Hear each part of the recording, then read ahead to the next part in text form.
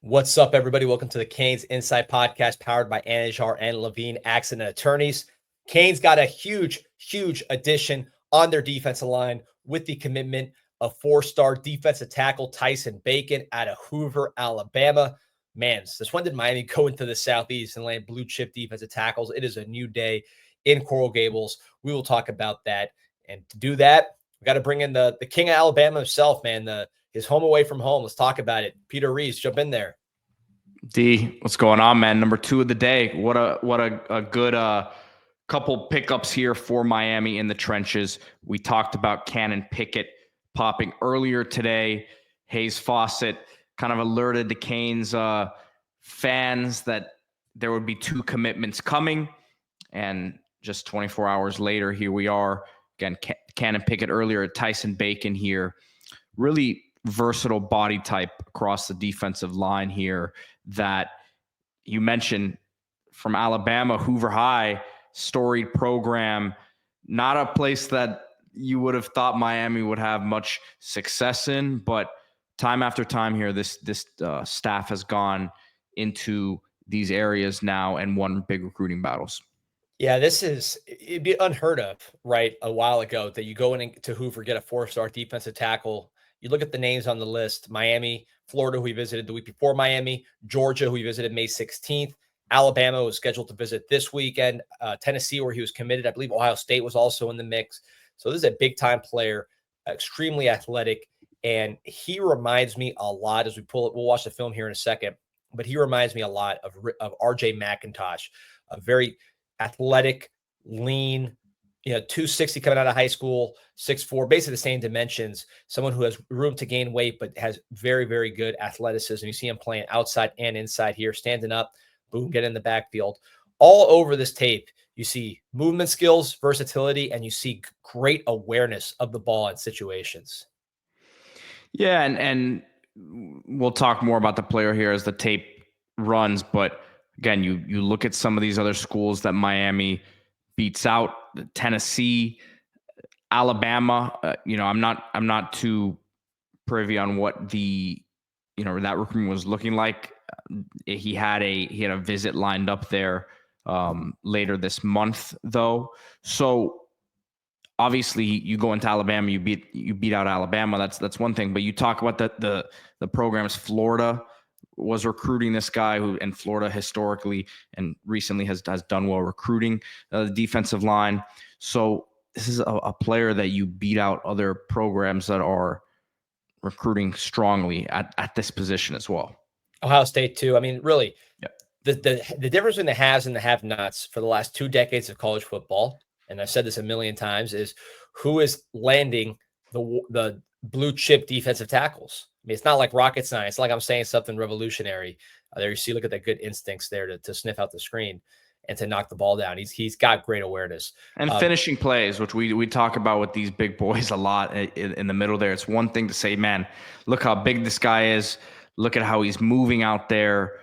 But there's a lot of guys who have size and these traits who they don't really know where to, they're not tracking the football. You see him lining up at different spots on the line, which takes, you talked about the awareness.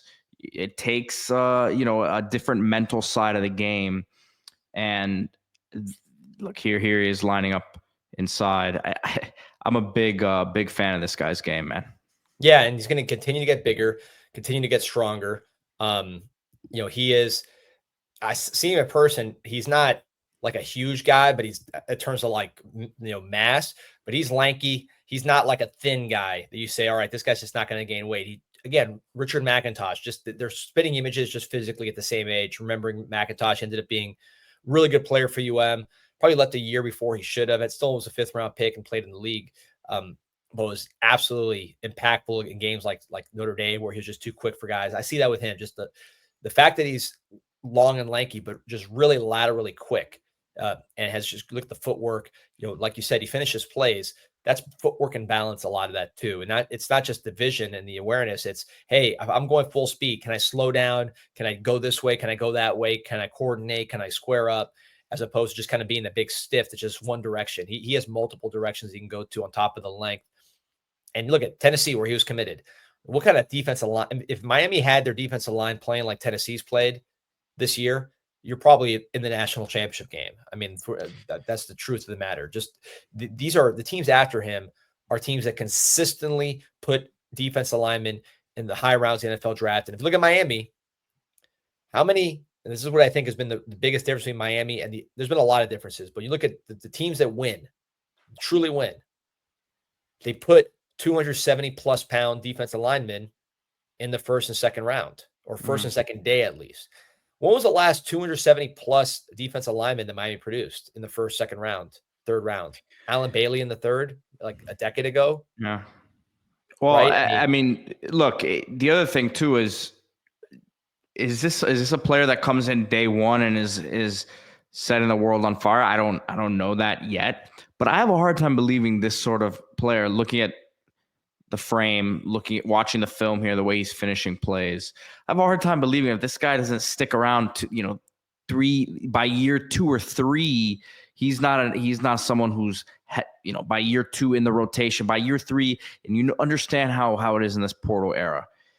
If you can get guys to stick around and not transfer, and you can, build upon, which I think obviously we have, I think there's a handful of these guys that we'll see them take the next step this year for Miami, such as the Marquise Lightfoots of the world right on that defensive line. But those sort of players, if you can keep them around, it builds that depth of the defensive line. And I think this is a player right here in Tyson Bacon that, again, is he the man right away? I don't know that, but I think this is going to be a very, very high quality player at the next level. It's a long highlight reel, Pete. I mean, yeah, the real measure of these guys is the game film, live in-person eval, all that kind of stuff. But you do see flashes on the highlight reel. And you got one play left here, so you may have cursed 5 minutes. But 5 minutes. Yeah. That's a long one. So a lot of guys get offered off highlight reels because you grade the flashes, right? If this guy can do this, we're taking him at this, especially that position, defensive tackle. So it's not just flashes with him though. When you're making that many plays at a program like Hoover, which you remember the reality show. I mean, this is a pretty serious program.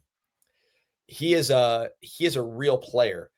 He's not just somebody who's gonna you hope to motivate him once in a while and get him going. This is somebody that is a real player with real production, obviously real offers. So you feel good about that. Also, I like to say, focus on the cities. You can go to the Deep South. You can take on all these teams, but you're probably going to do best in the cities. And Hoover is a suburb of Birmingham, which you've been to Birmingham. It's a nice city, right? Yeah, Birmingham. I mean, there's a nice downtown area there. I remember when I was there one time on a recruiting trip, we saw Jameis Winston just walking into walking out of a workout and into a restaurant that we were at just in the middle of the day. Just had no idea. Like it's a nice town. You're much more likely, and he's also from the Birmingham area, as I understand. You're much more likely to get a guy from there to a city because they're used to the city. It's just common sense. It's not that you don't want players from more rural areas. You want those guys. Those guys win a lot of championships, but you got to convince them to come to Miami. It's not always that easy, especially with the SEC. And listen, it's still not Birmingham's still not Miami, but it's not a one road or one street town, so to speak. Right. And look, this is not the first time Miami's been able to go into Alabama, right? You look at 2 years ago, you go into Mobile, Alabama, again, another city, and you land a Cole McConaughey. You land a Bobby Pruitt. Now, I will say that you also went into Phoenix City, Alabama, which is a little less populous, let's say, but still not the sticks necessarily, but not hugely populous. And you got Dalen Upshaw, who had a really, really good spring at wide receiver. So you now have landed between those three and Bacon, 4 players from the state of Alabama that you hope can help your defense or help your team because Upshaw's on offense. Also still in the mix for Anthony Jones from Mobile, Alabama, the 5-star player. Also still in the mix for Jalen Wilkes from who is from the sticks in Wadley, Alabama. So you're really in the game with a lot of guys from that state, which, I mean, 2 national championship programs, two pros that won the national championship before more recently than you have, because Auburn won in 2010, Alabama's won it a million times. So you're competing with pretty tough competition on top of all the other schools that recruit Alabama, Georgia, Texas, you name it, Texas A&M. This is a huge win, huge statement, and quite frankly, a surprising trend to me that we're able to get so much done in the Southeast consistently at positions like defensive tackle that are always going to be the most contested in that region. So looking at where the class is at defensive line wise, D, and projecting the rest of these targets, obviously James Johnson, Miami Northwestern defensive tackle, defensive lineman, was on campus this weekend. Bryce Perry Wright is another guy, the 5-star that we've talked about a good amount here recently, amongst others. So where do they stand now after this commitment? How many more do you think they're trying to take? Lamar Brown's also in the mix, right? The number one defense. Lamar Brown, yep. And I would also throw Keyshawn Stansel in that mix, guy that's visited like similar to Tyson Bacon. One thing I'll say about Tyson Bacon visited in the spring when he was still committed to Tennessee, I believe, or just recently decommitted. So those spring visits are huge. I can't stress that enough. And Wilkes, we just talked about, I said Jalen Wilkes earlier. I believe it's Jaquez Wilkes. Jaquez Wilkes visited in spring. Anthony Jones visited in spring. Lamar Brown visited in spring. Keyshawn Stansel visited in the spring. Of course, Tyson Bacon. So I'd say all those guys are in the mix. We'll see. I'd be curious to see how this one in particular affects Stansel, because they're similar players. They're both kind of same size, both disruptive players. Stansel from North Carolina, Bacon from Alabama. I'd love to land both, because there's a position where it's always going to be expensive, but it is really expensive in the portal. And the difference between paying a ton of money in the portal and paying a ton of money in high school at this position is you get the better players in high school. It's where the first rounders come from. It's very rare that you get a first rounder in the portal. You'll get a Walter Nolan once in a while, Derek Harmon. Both of those guys cost, big money, worth it. But there's like one, whereas the average big defensive lineman is still going to come from high school. It'll still be expensive, but I don't think it's as exorbitant as what you get in the portal. And in the portal, you're also paying for guys that aren't that good, and you're paying big money. Whereas if these guys develop, maybe they become, day 3 picks.